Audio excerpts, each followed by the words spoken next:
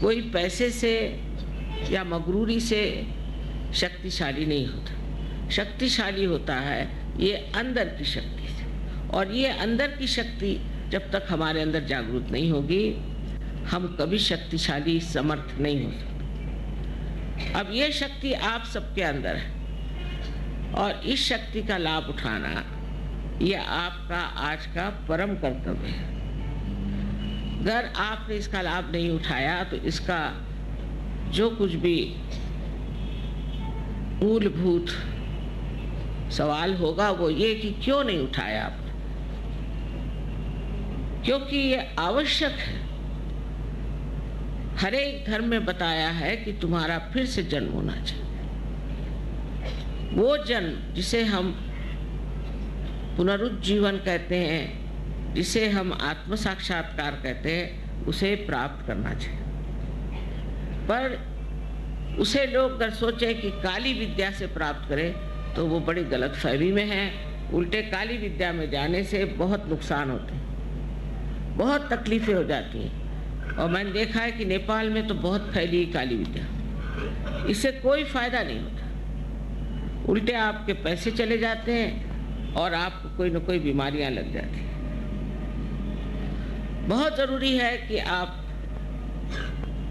इस आत्म साक्षात्कार को प्राप्त करें। इसके प्रकाश में आपको पूर्ण शांति प्राप्त हो। इतना ही नहीं, लेकिन इसके प्रकाश में आपको केवल सत्य जो है, एब्सोल्यूट ट्रूथ जो है, वो पता होगा। आपके उंगलियों पर आप जान सकें। सहयोग से हजारों लोगों की तंदुरुस्ती ठीक हो गई। बहुत सारी बीमारियां भाग खड़ी हुई। कैंसर जैसी बीमारी लोगों की ठीक हुई। उसमें कोई पैसा देने का नहीं, किसी डॉक्टर के पास जाने का नहीं।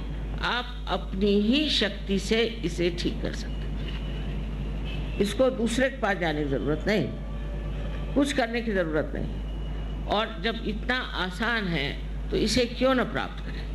किसी भी प्रकार की आपको अगर दुविधा है, जैसे समझ लो आपके बच्चे पढ़ने लिखने में ठीक नहीं चल रहे हैं, कुंडलिनी के जागरण से मैंने देखा है कि बच्चे क्लास में फर्स्ट आने लग जाते हैं, क्योंकि हमारे अंदर की जो मस्तिष्क की शक्ति है वो न जाने 1000 गुना बढ़ जाती है।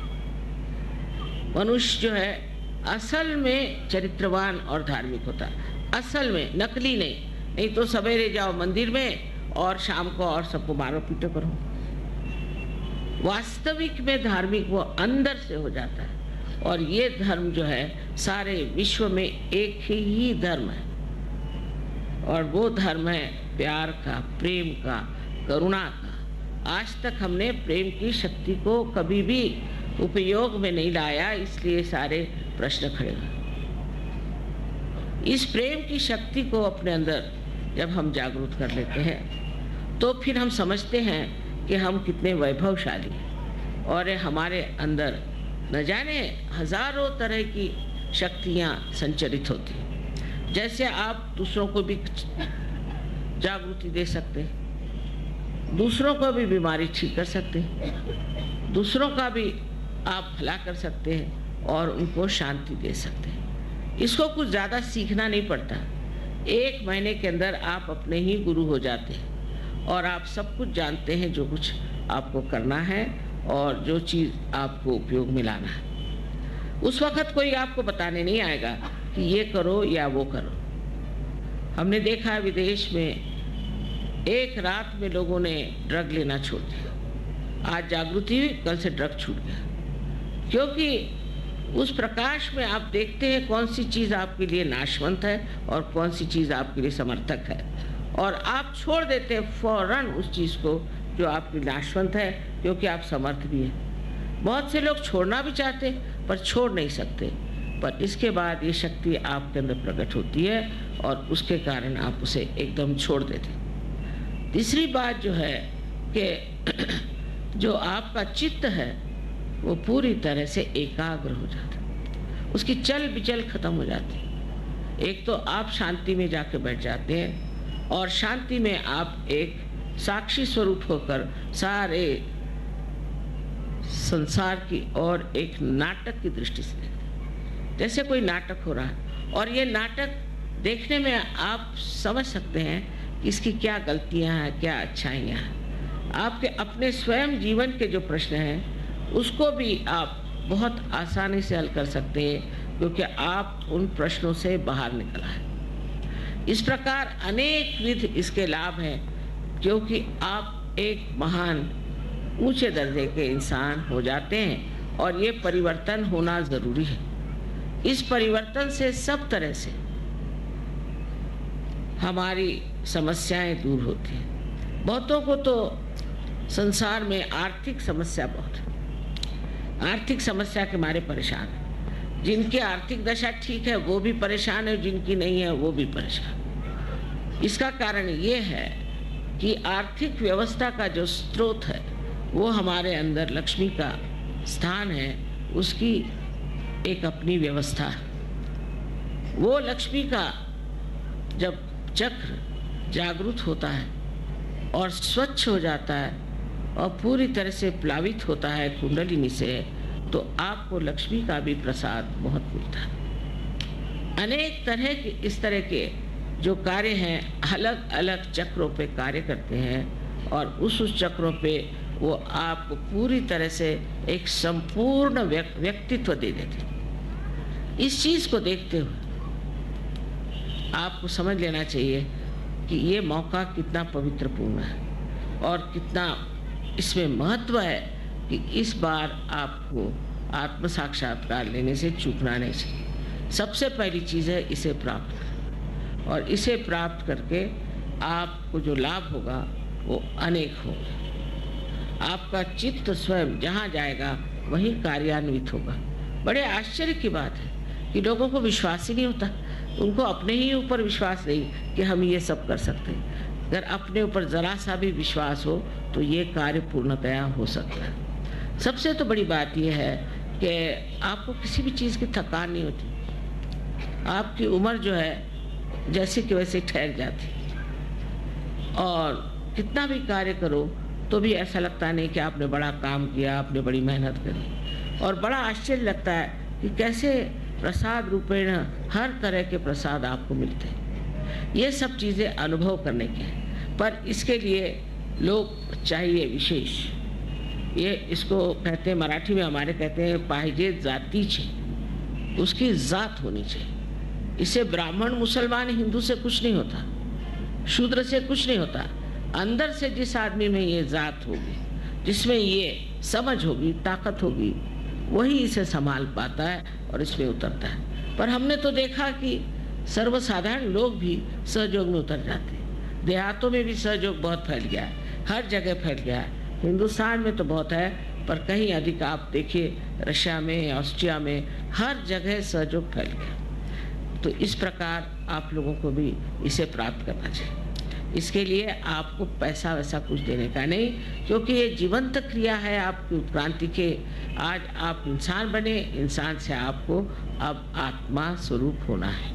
यही सत्य है कि आप ये शरीर, मन, अहंकार, भावनाएं आदि उपाधि नहीं, किंतु आप साक्षात शुद्ध स्वरूप आत्मा है। उस आत्मा स्वरूप में आपको उतरना है।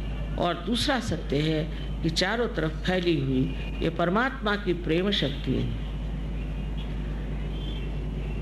हमारे लिए लालायित है कि हमारी कुंडलिनी जागृत हो और हमारी एकाकारिता उस प्रेम शक्ति से हो। ये कहने को तो बहुत है और उतना समय नहीं है, लेकिन मैं आपसे इतनी विनती करूंगी कि जिन लोगों को आज जागृति हो जाए उनको ये सोचना चाहिए कि वो अंकुरित हो गए, और अगर इसके वृक्ष बनाने हैं तो आपको थोड़ा सा समय देना होगा, अपनी ओर देखना होगा, और उसके बाद आप देखिए कि आप कहाँ से कहाँ पहुँच जाते हैं। थोड़ा सा समय, थोड़ा सा अपने लिए भी निकालना चाहिए, और उसके लिए हमारे यहाँ बहुत अच्छे सेंटर्स हैं, आप वहाँ जा सकते हैं। वहाँ भी कोई पैसा ऐसा देने का नहीं, कुछ पैसा नहीं। वहाँ जा करके आप देख सकते हैं कि किस तरह से आप अपने अंदर की शक्ति को प्राप्त कर सकते हैं। इसमें कोई भी जाति, कोई भी देश, कोई सा रंग, कोई चीज़, उसका फर्क नहीं। आप इंसान हैं और हर एक इंसान के अंदर ये शक्ति है। इसे आप सब लोग प्राप्त करें। आप सबको अनंत आशीर्वाद। तो आधे से ज़्यादा लोग उठ के भाग रहे थे।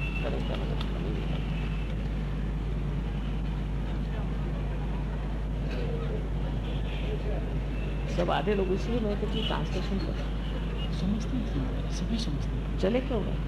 नहीं, थोड़ा बस के कारण से। हाँ। बस लेट हो। बस को तो टाइम है अभी 6 बज रहा। जय श्री माता जी। कार्यक्रम अब कुंडली जागरण को कार्यक्रम शुरू हो। 10 मिनट लगेंगे।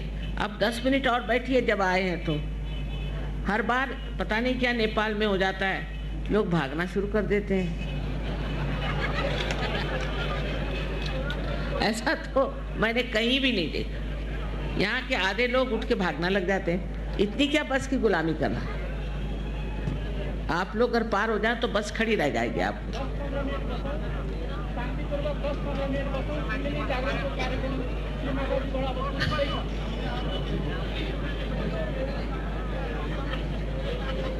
आपके लिए समय निकाल के हम आए, लेकिन आप लोगों को तो समय ही नहीं है।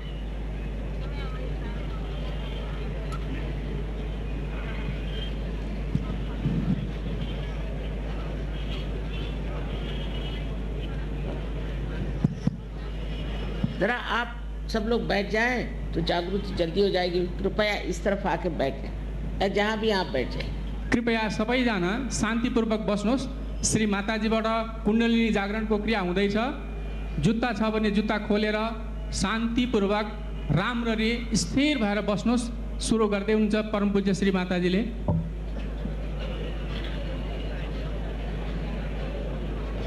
सब बैठ जाए। ये धरती माता बहुत पवित्र है, इस पे बैठने से बहुत लाभ हो गया। आप कृपया बैठ जाइए और इधर उधर चलिए मत। कृपया बैठ जाइए। इधर बहुत से लोग खड़े हैं, आप बेटे बैठ जाओ। क्या कर रहे हैं पता नहीं। डिसिप्लिन है ही नहीं, बिल्कुल डिसिप्लिन है।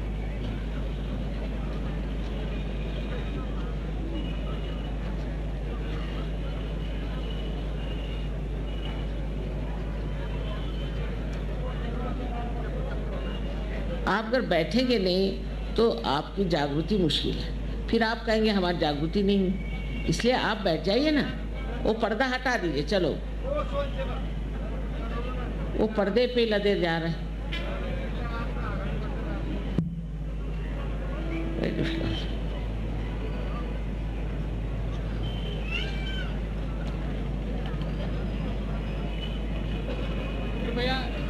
आप नज़दीक बैठे या दूर बैठे कुछ फर्क नहीं पड़ेगा। ये कुछ लोग सोचते हैं कि नज़दीक बैठने से पार हो जाएंगे, ऐसी बात नहीं। आप कहीं भी बैठिए, आप कहीं भी बैठिए, ये कार्य हो सकता है। उसके लिए ज़रूरी नहीं कि आप इधर बैठिए। खड़े रहने से ज़रा मुश्किल है।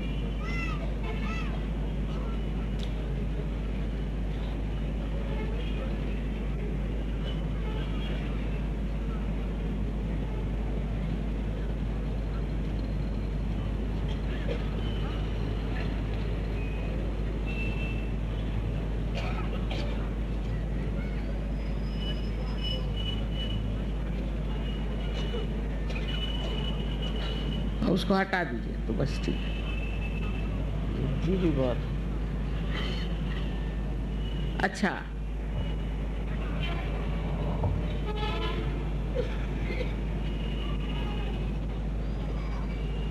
अब शांति पूर्वक सब लोग बैठ जाए और सब लोग मन में विश्वास रखें कि आप सबकी जागृति आज इस वक्त होने वाली है। मतलब ये कि अपने में दोष मत देखिए इस वक्त।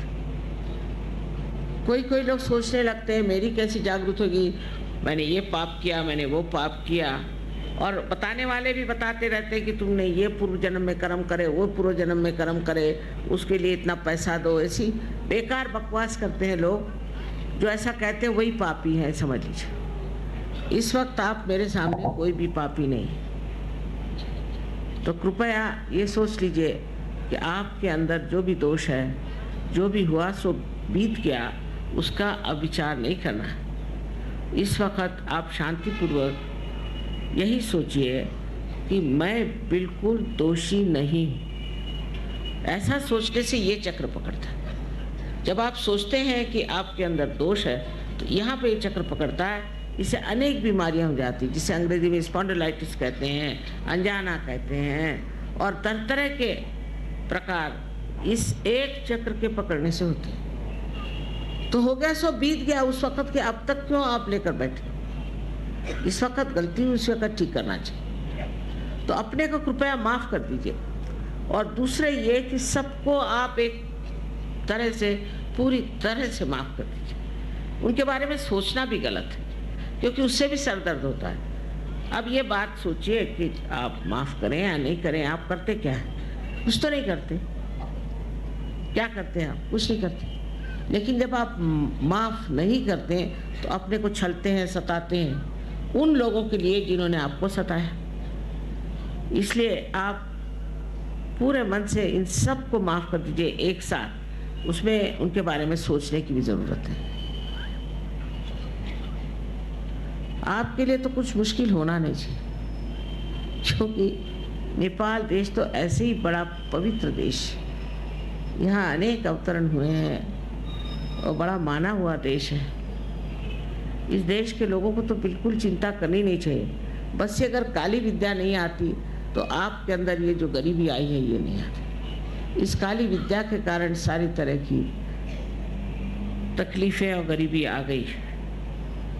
बाकी आप लोग तो एक बड़े पवित्र देश में रह रहे हैं। तो अपने इस धरती माता की पवित्रता को देखते हुए और उसका अंदाज रखते हुए आप लोग कृपया दोनों हाथ मेरी ओर इस तरह से करें। सब लोग थोड़ा ऊपर इस तरह से, दोनों हाथ इस तरह से, क्योंकि ये जो 5 उंगलियां हैं और 6 और 7 और 5, 6 और 7 ये हमारे चक्रों के संकेत हैं।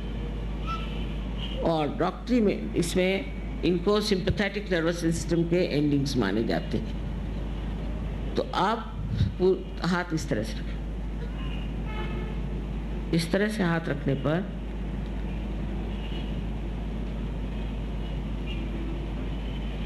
चाहे तो आप चश्मा निकाल लें, कोई ज़रूरी नहीं। अब आप मेरी ओर राइट हैंड रखें इस तरह से और सर झुका लें।